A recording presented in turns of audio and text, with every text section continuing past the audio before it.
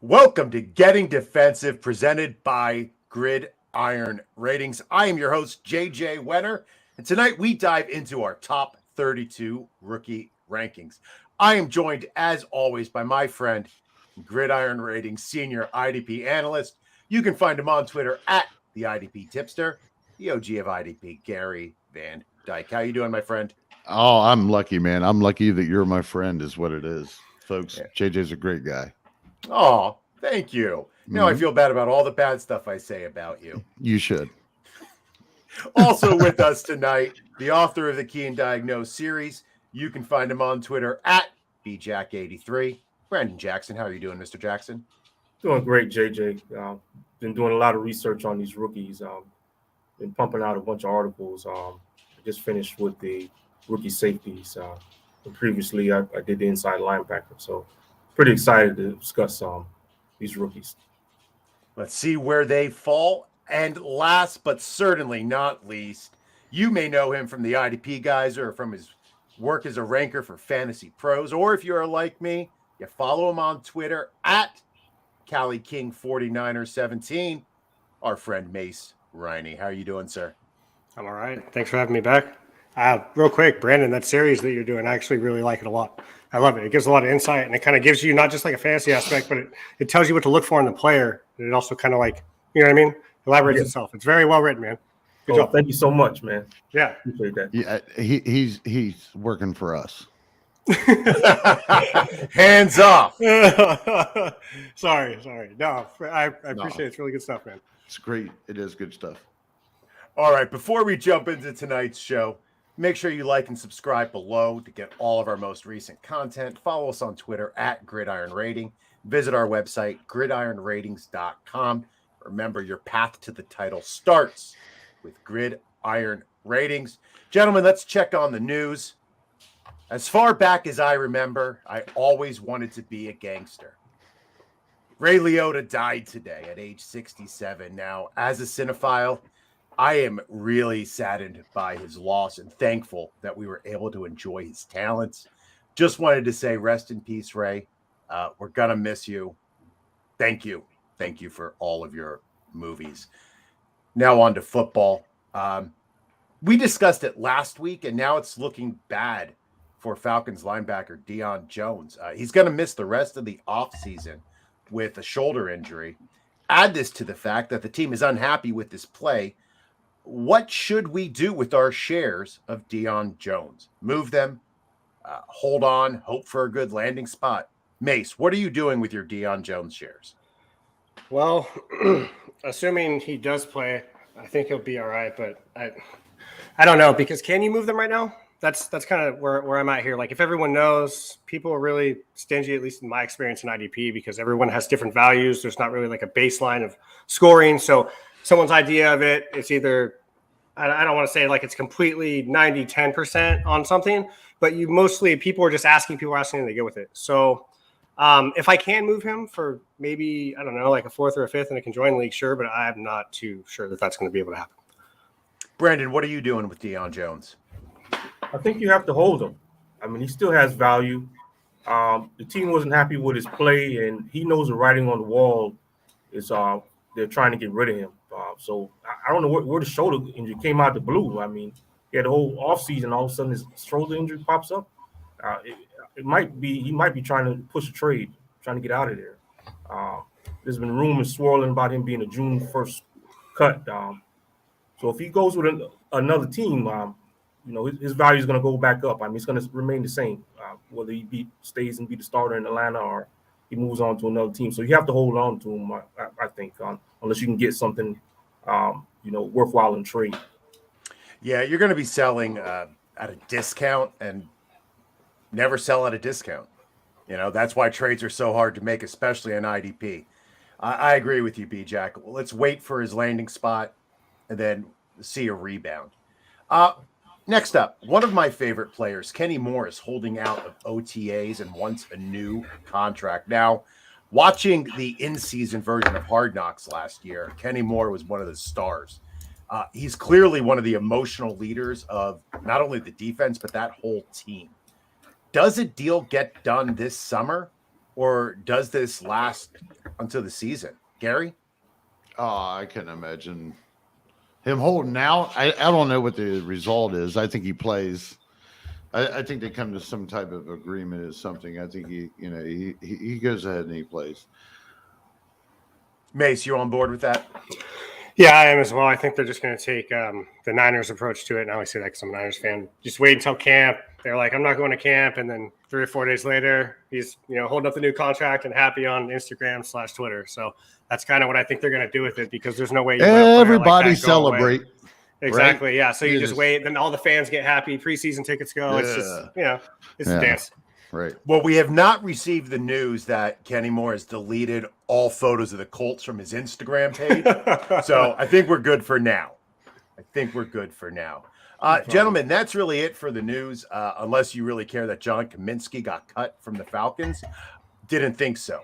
So let's get right to it. Over the past few pods, we have been breaking down rookies by position group. We have piles of players, and now we have to sort them all together and determine a cohesive draft plan for your dynasty drafts.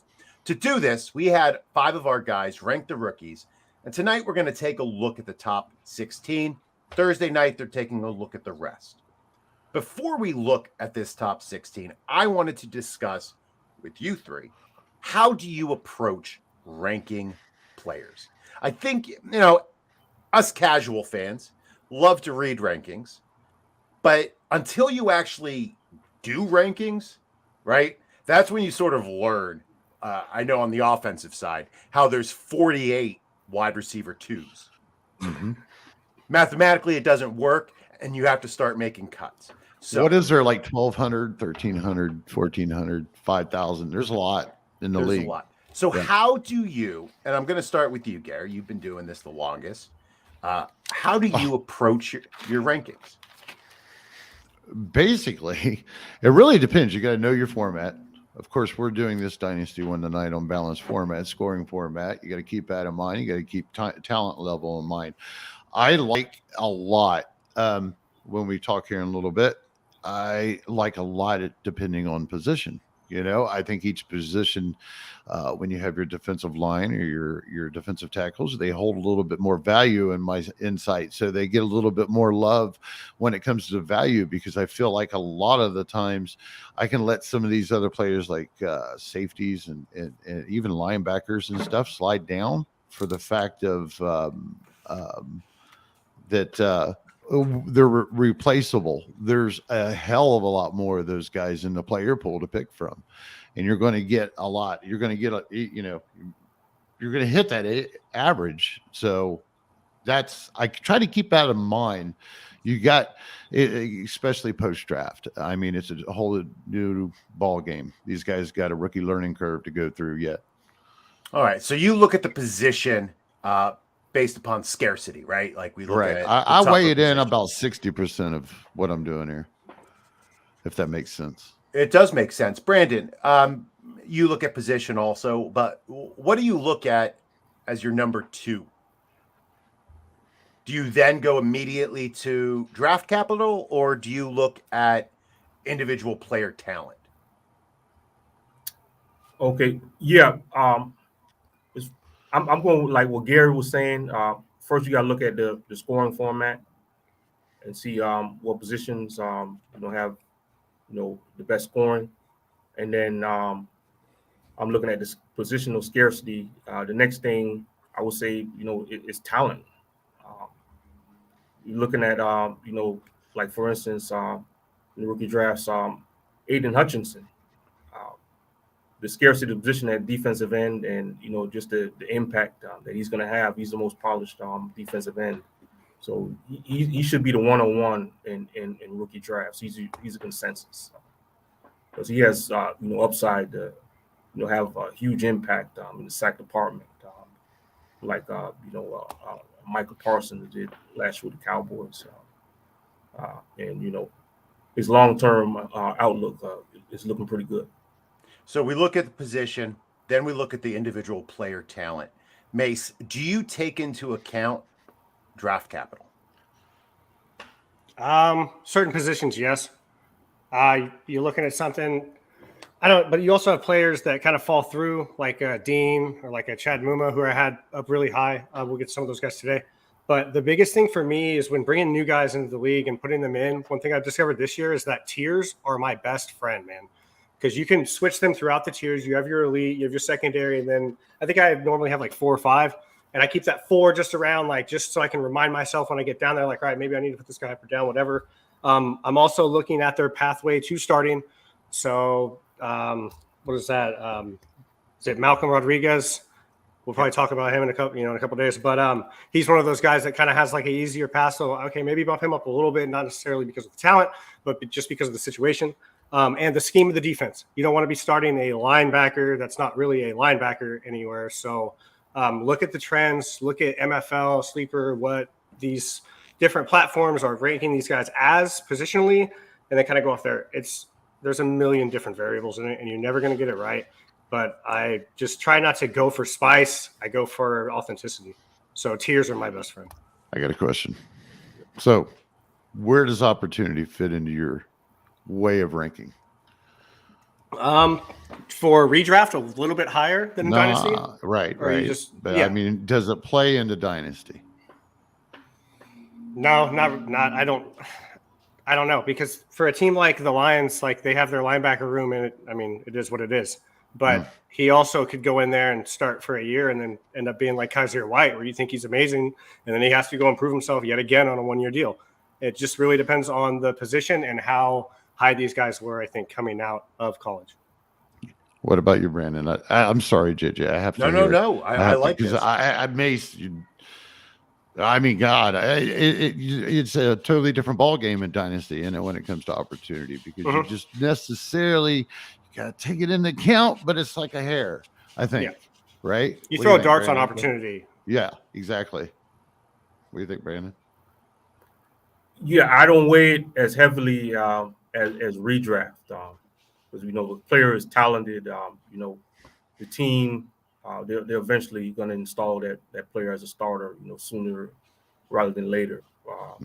So I'm taking a dynasty outlook. You want the players that have more upside and longevity. So I don't.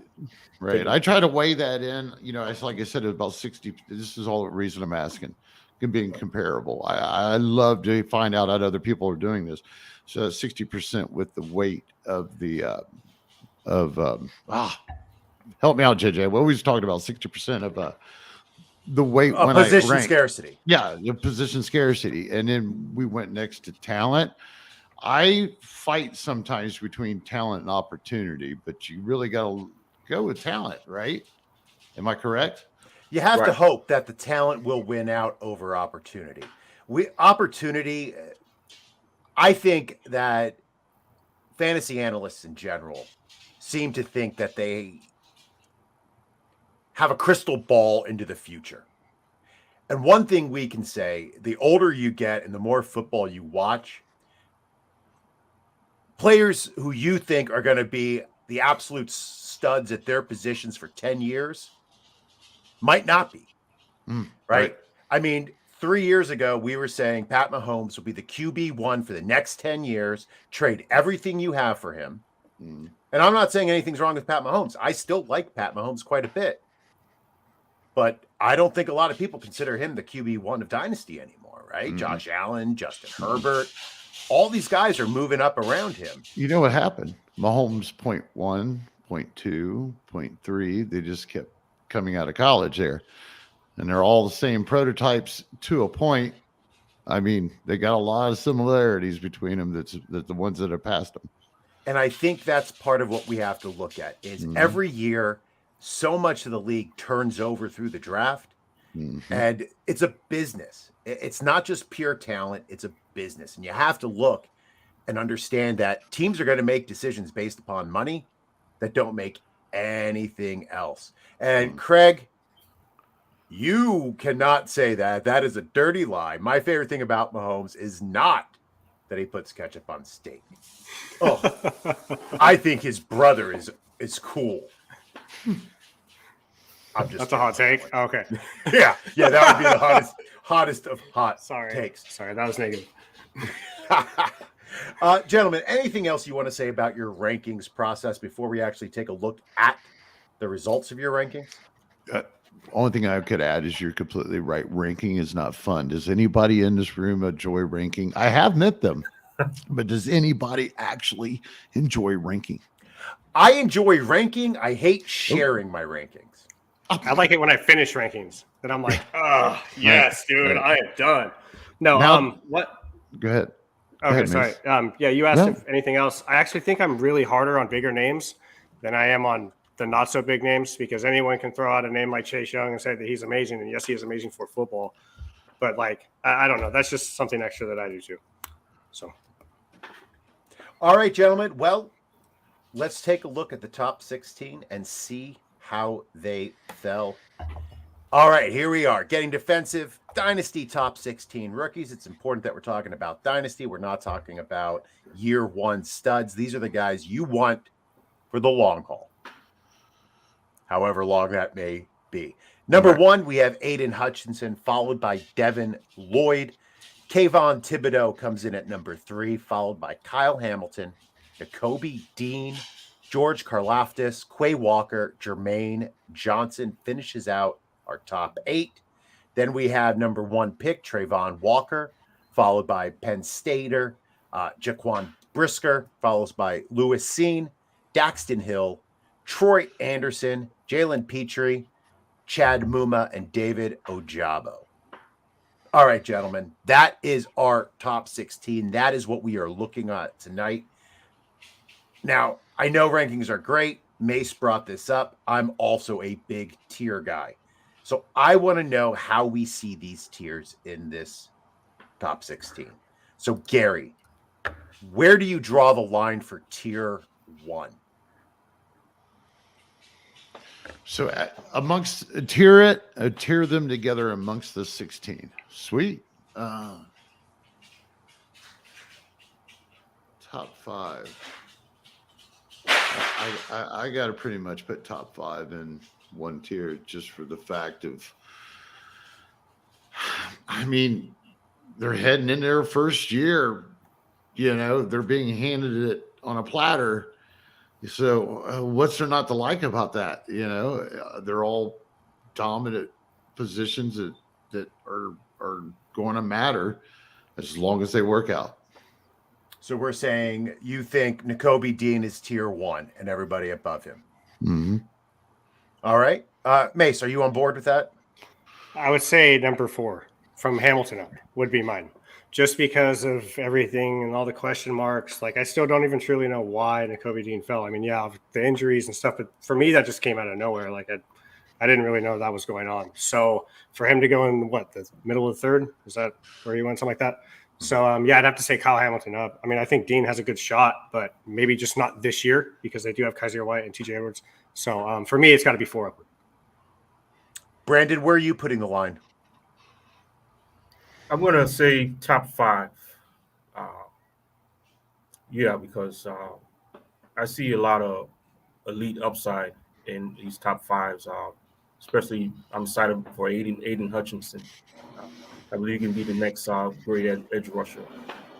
And some of these other guys, Thibodeaux, especially with the the scarcity, the edge rusher position, and the impact they can have on your fantasy team. Aidan Hutchinson, Kayon Thibodeaux, you got to put them both in tier 1.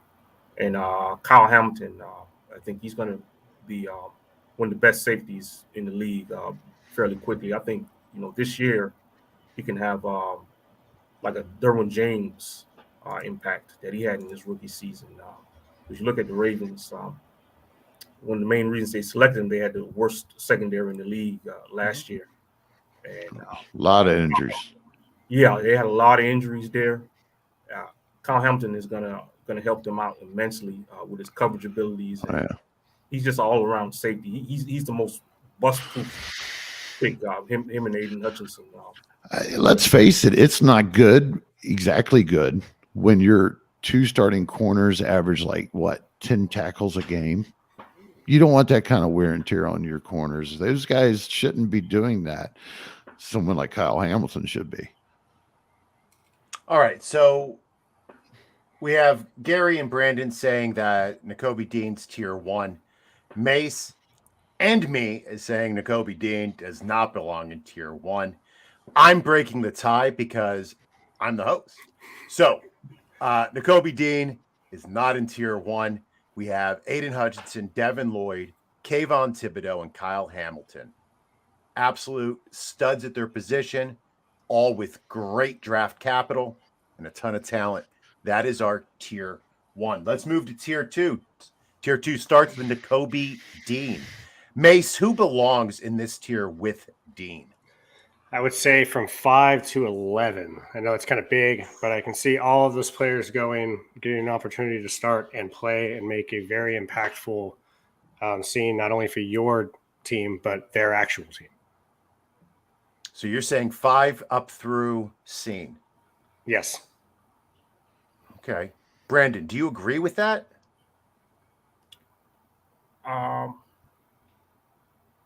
Well, I just want to point out first, I'm not a fan of Quay Walker.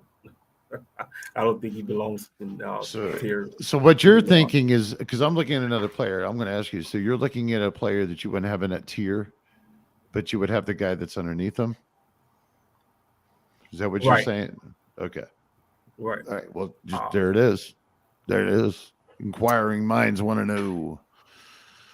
Yeah, I definitely think that Jermaine Johnson, Nakobe Dean, Trayvon Walker, Brisker, they definitely should be in there. Their tier 2 range. Karlaftis has some upside as well, but I'm just not a fan of Quay Walker. So outside of that, you're saying top 11, 11 through Dean, would be a good tier 2, right? Just minus the one player, right? Okay, Gary, where are you? Well, since I got messed up on Dean and lost him, let's do a little negotiation, because I think, because it's a consensus, Petrie is a little bit low too. I think he could be bumped up into there a little bit. I think we could have moved Trayvon Walker down a touch, but that's just because based off of my own rankings. Again, folks, this is a bunch of consensus. So, but overall, I'd have to say it's the same tier. It definitely stops for me before Troy Anderson. All right. So I don't have a lot to argue with what anybody said there. If I'm looking at the rankings themselves, I might bump Trayvon up a little bit, but I think Lewis Cine is kind of the cutoff. So tier 2 will be from Nakobe Dean to Cine. Now, we're not going to touch the bottom 16, right? Number 17 through 32 on this pod. But are the rest of those guys all in the same tier, or is there a cutoff somewhere in that next couple, Mace?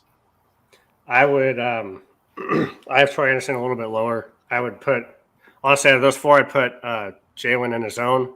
I would put Chad Muma, I think, above. No, I'd put just Jalen by himself, and then the rest there.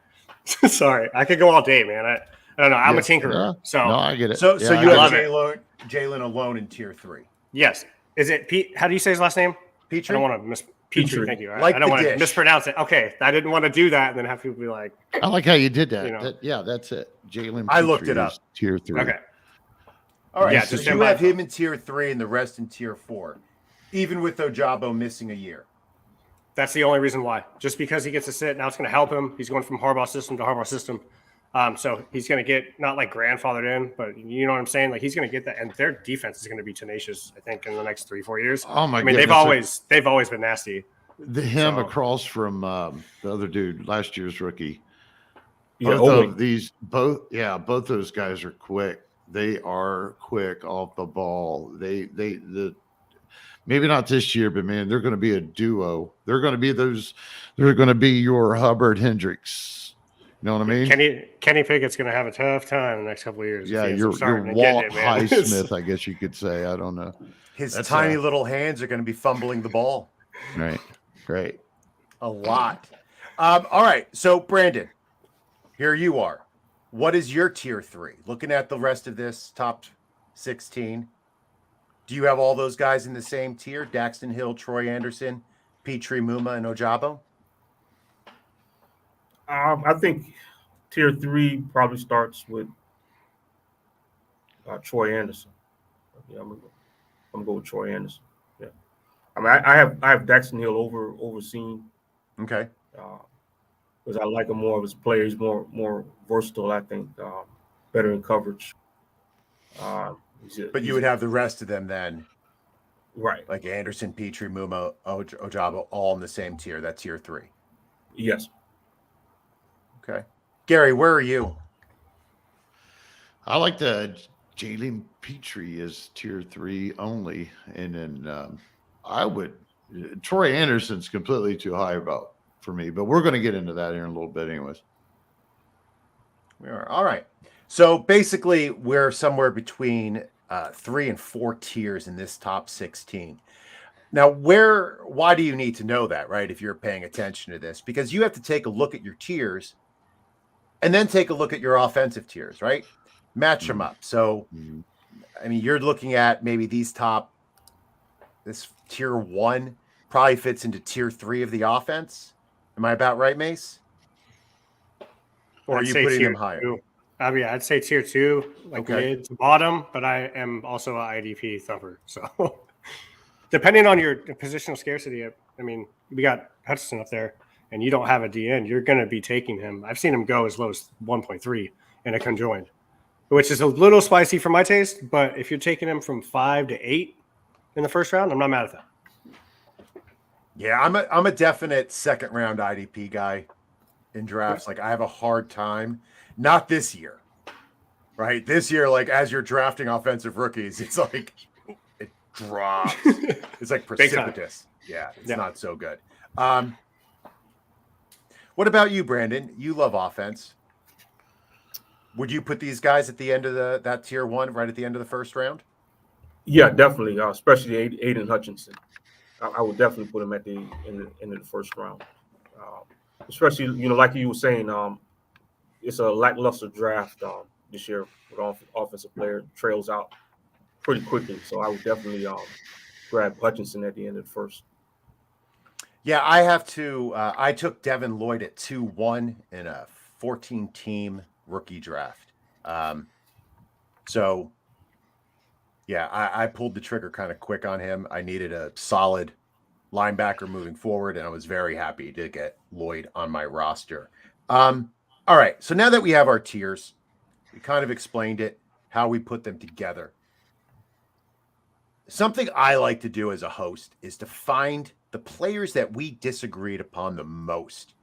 I call it something called a disparity debate. Where is there the greatest disparity between two of the guys on the pod?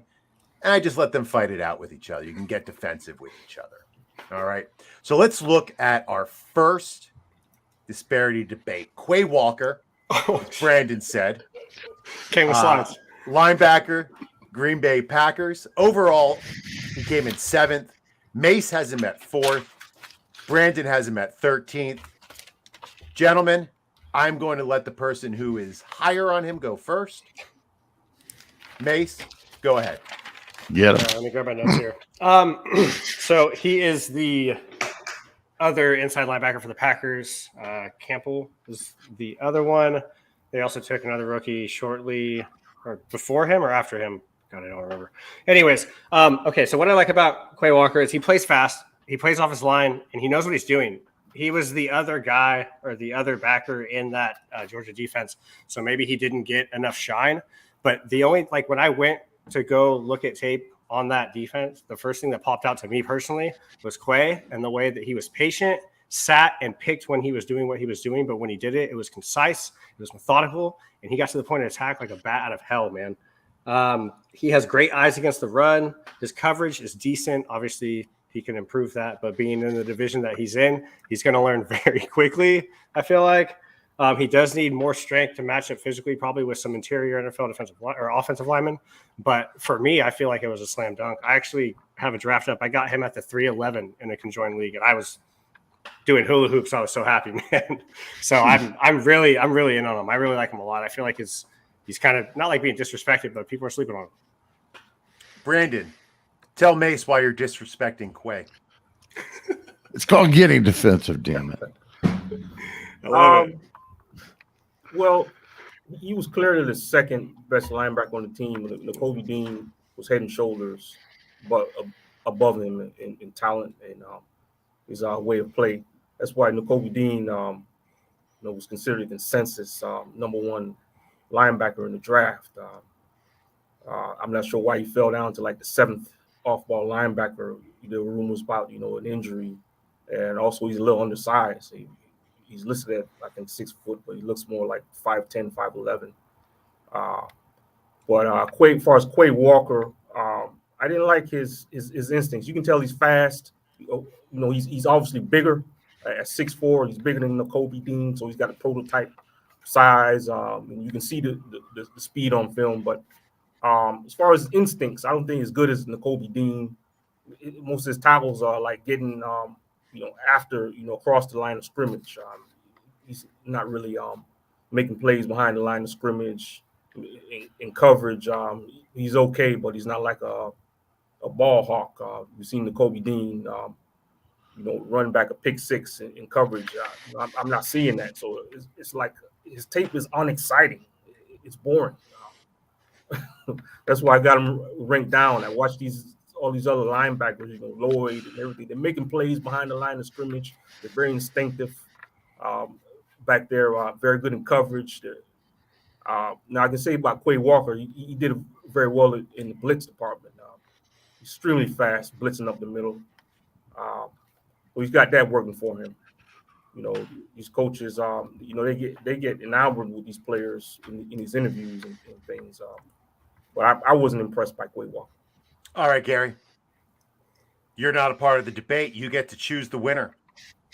Well, Where are you falling? I was 10th. So I do think 13th's a bit low.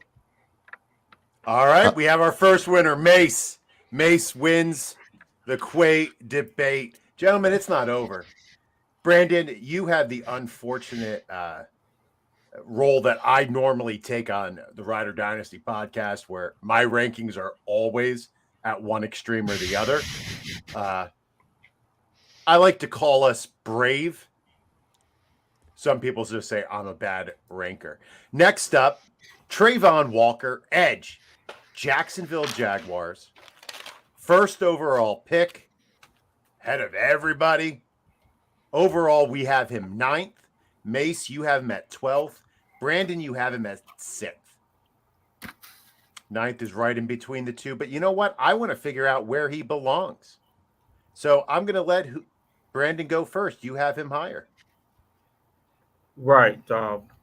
Yeah, I mean, he was a number one overall pick for a reason because he's a physical beast. I mean, he's a specimen. He's 6'5", 270 pounds, and he ran like a 4.5 40. I think what Jacksonville was looking at him, because you can see flashes on tape.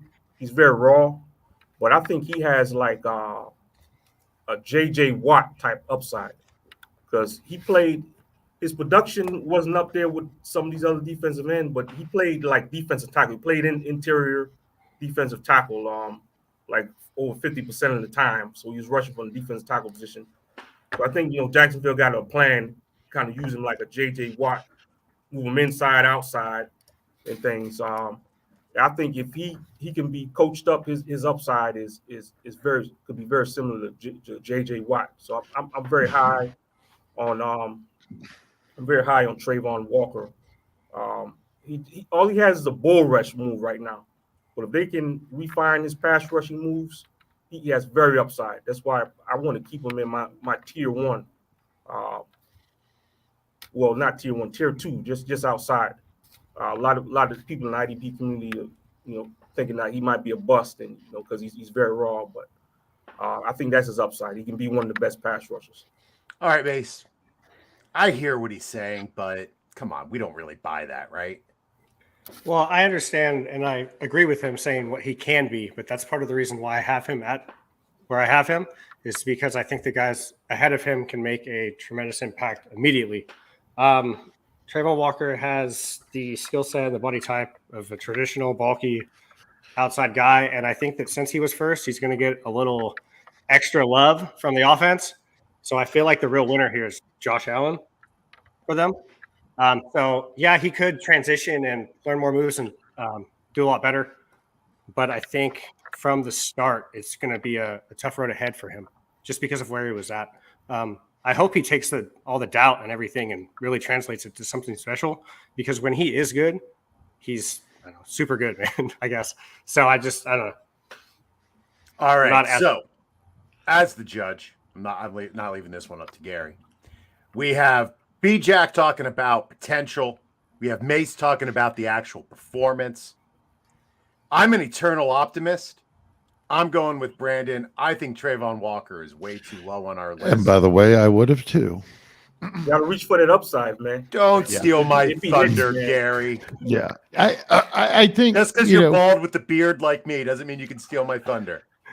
When it comes to Walker, I'm not a huge. I didn't like how he went first overall in the draft. That just totally blew my mind. But I mean, I had him sitting at what, 7th? I like the guy. But I got to admit, the only reason I got him 7th, because I agree with a lot of what Mace had to say, but the only reason I got him 7th is just the scarcity of the position. That weighed in. Scarcity was what we said we rank on first. And everybody below is, I mean, I like everybody below, don't get me wrong, but I think at one point, probably where we were talking about that tier 4 cutoff, I think everybody's replaceable. There's going to be plenty of those players if they really aren't positional dependent. There are going to be all kinds of cornerbacks, defensive backs, linebackers. So everything starts thinning out real quick there. So I more think about it. Yeah, you should have cut Dean out, I guess. Brandon, I'm on the fence with you, man. I like Dean too.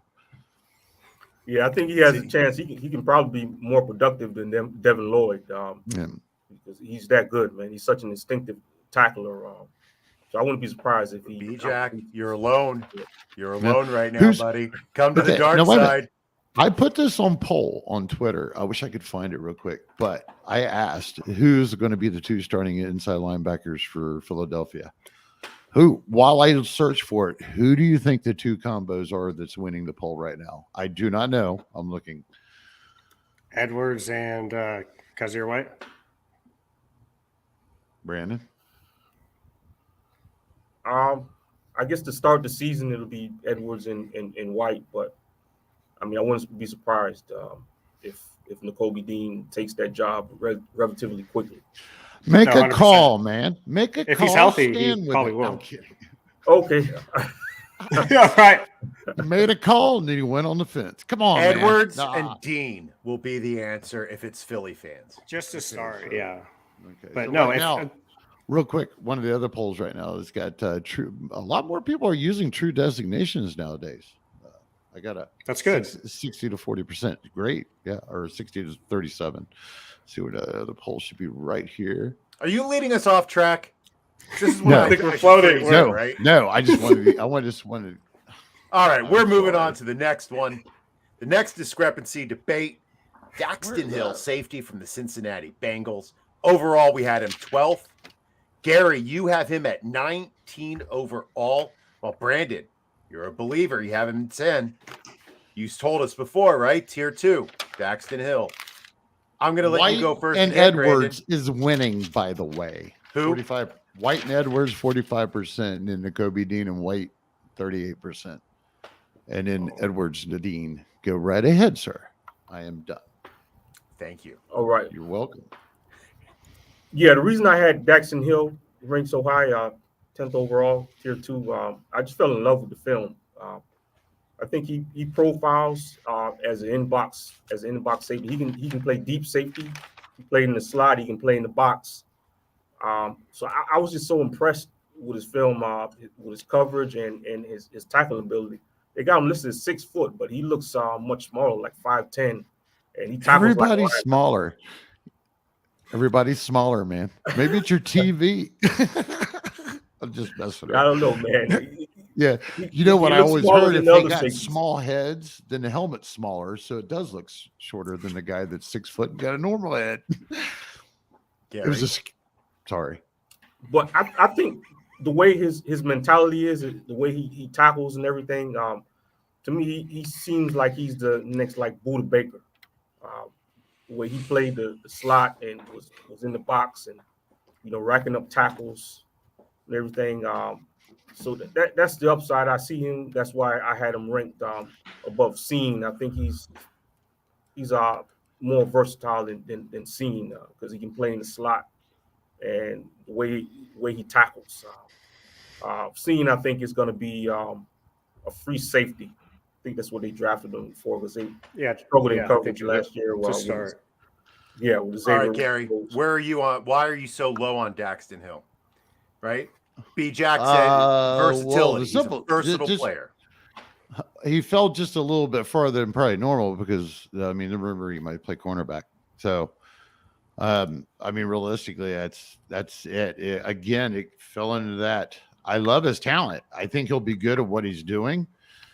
But he falls down in a dynasty ranking for me when I know that I don't have to spend any capital on a possible cornerback or a DB at any higher.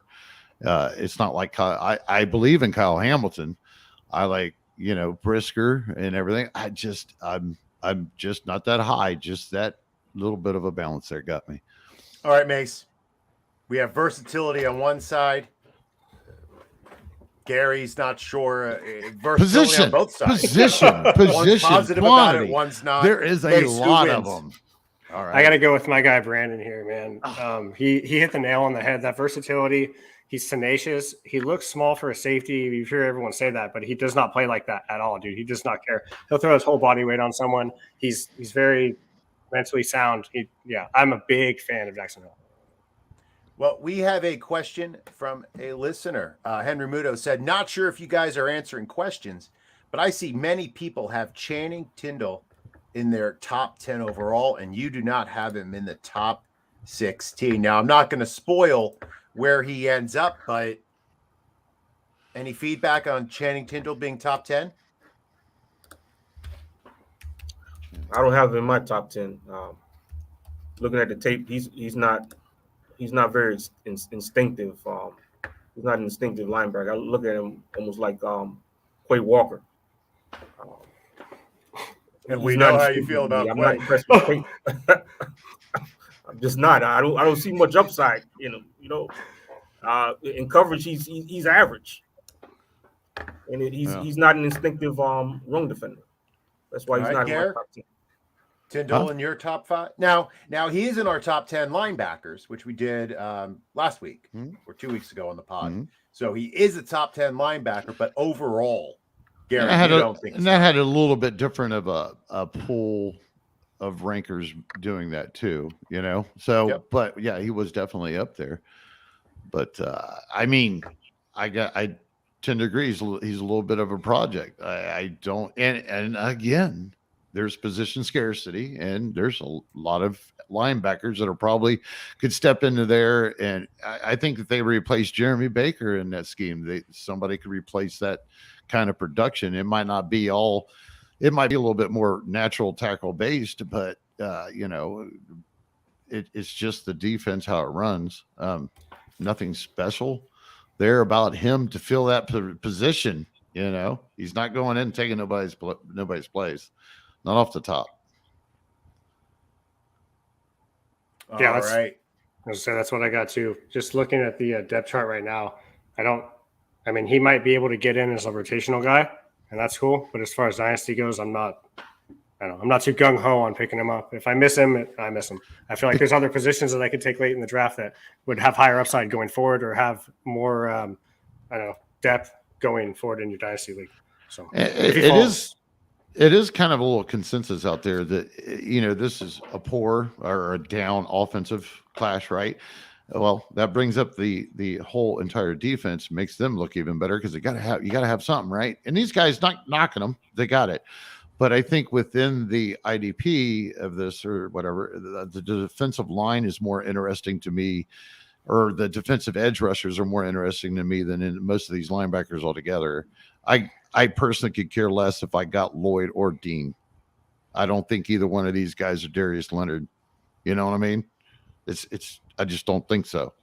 So, when it really boils down to for me is that, these defensive line was actually a solid group. It's just, God, there was a lot of them. You know, when you throw in an interior defensive line. So, and we know how defensive tackles and interior defensive linemen work anyways, but we'll talk about some of that down the road. All right, let's take a look at our next disparity debate. We had Troy Anderson. Wow, linebacker, Atlanta Falcons. We talked about Deion Jones earlier. Overall, 13th. Brandon has him at 12th. Gary has him at 32nd in our top 31. Brandon. Winner. Talk to me about Troy Anderson. Well, he came from a small school, Montana, and he was a converted quarterback and running back. You see versatility, and at the combine, he ran the fastest 40 of all the linebackers, 4.41.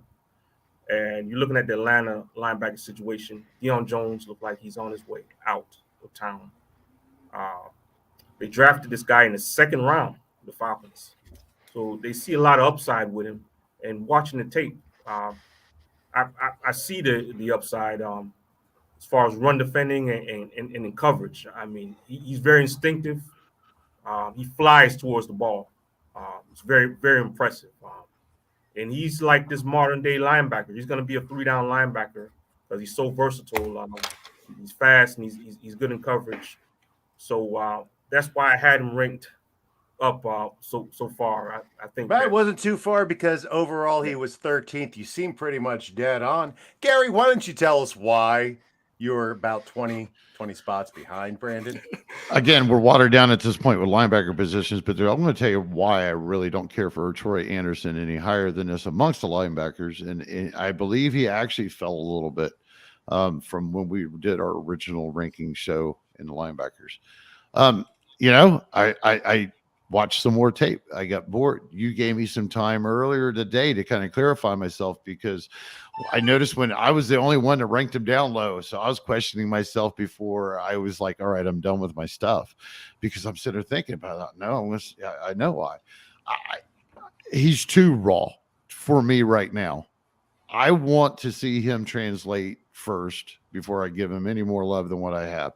You know, from what I've seen about it, his angles, he is fast. He is on it, but his angles and his reactions aren't exactly what you're looking for at this level of linebacker play. You know, he came from a small school. It's not saying he can't get better.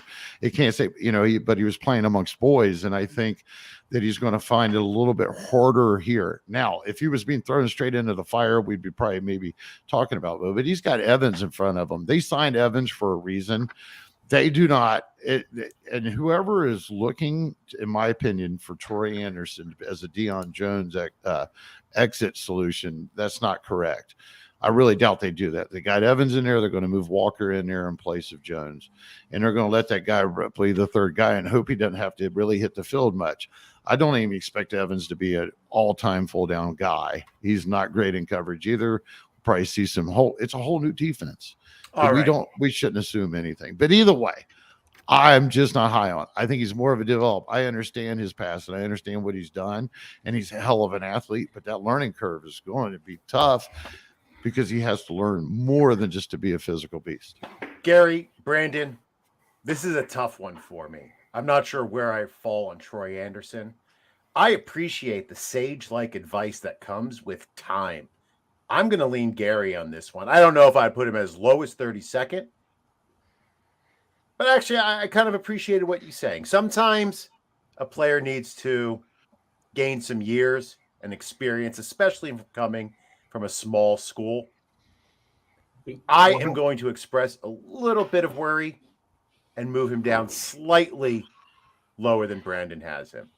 So how long do we expect him to sit on the bench? Until the first injury happens. Yeah, pretty much. And Deion Jones is out of town. Well, wait a minute. I'll go a little step further. I could also see it if Evans went down or Walker went down. Of course, if both of those guys went down, they're not going to have probably a choice. But I could actually see if Jones walks off, there's a lot of free agents out there right now, veteran free agents that they could slide in as depth guys right now. So yeah, but the Falcons are in a pretty tight spot. cap wise, but if they let Jones go, don't they then have some money? depends how they let him go. And Right. Okay. When? Right. Right. And they already have somebody in there. They might give him a shot. Mm-hmm. What's that depth chart look like? I'm holding it up. You are. Keep rolling, man. I'm Keep about rolling. to. Can I say something about Troy Anderson? You may, Mace. You may. Thank you. When you're looking, at least me, when you're looking for a linebacker, green dot, inside guy, whatever, you look for them to be the quarterback of your defense. So why wouldn't you want a former quarterback there? Just thinking of it like constructively, like he could essentially, Troy Anderson is so athletic. I think he could be a tweener, maybe. Right. Maybe That's a strong like in the saying, box guy. That's like saying all basketball guys should be tight ends. Hey, LeBron James could be an amazing tight end. Wait a minute. I'm just saying, there's been a lot come in since Antonio Gates started that trend. And how many have actually worked out? No, touche. But I mean, as far as fantasy goes, I probably should have taken him back a little bit. I'm hype on what I think he can be in his potential. Yeah, I really like it. And I think that if they do use him in a tweener role, then he's just going to be about that action. He's going to be in on every tackle, and you're going to see him on it from every camera angle. So, yeah, I like to see it happen. Again, watered down position for me is a lot of it right there too. Yeah, I like the upside. I like it. I like the upside of Troy Anderson. Last comment from, so I wouldn't be surprised. Yeah. Last comment from a reader.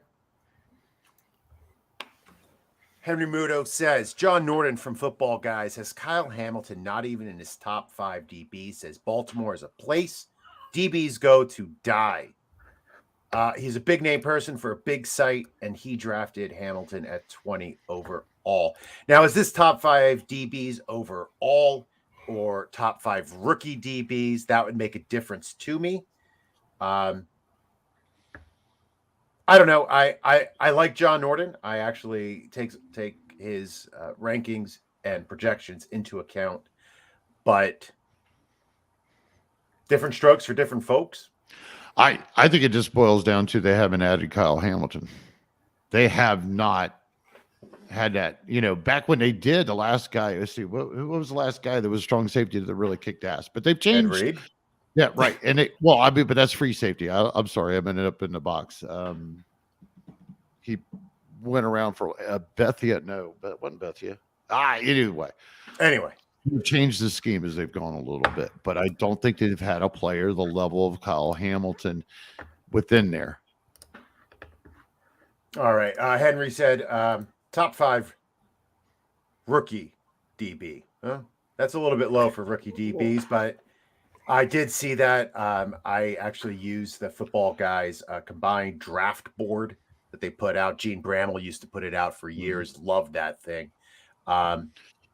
But they did have Hamilton a little low. I will say it's I just think where his capital is going in the draft, opposed to what he's going to start the first couple of years and do, because they still have Chuck Clark, right? And they really like him. He's a strong safety there. So I mean, they'll move him around and stuff, but I think it might take a year or two for him to actually flourish and do well. So I can see why they have that. Yeah. However, if you can get him at that price and then trade him for like a couple draft picks like next year and stuff like that and top up, why wouldn't you take him?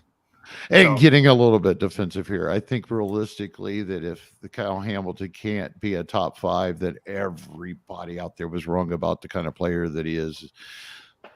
I mean, nobody's. I haven't seen anything out there negative about Kyle Hamilton whatsoever to say that he can't live up to that potential. Right. All the draft analysts too, because they had him rated as a number 1 overall player in the draft. Right. The entire draft. We all have our own. We all split our own hairs. We're not getting that defensive. I don't split any hairs. I'm glad that was brought up. Did we have a Parsons one from earlier? We did have a Parsons ones, but we're about hitting our timeline. So it is time for tags, where we let everyone know where they can find you and any final thoughts. Mace. Yeah. Find me IDP guys. Right. IDP, obviously. And then at Cali King 49er17 on Twitter. And really quick, Eric Weddle was that safety. I think you're talking about. Strong safe? No, I'm trying to think of the strong safety. I'm talking 5-6 years ago. Yep. We're moving on, buddy. Brandon. Yes, you can find me on Twitter at bjack83.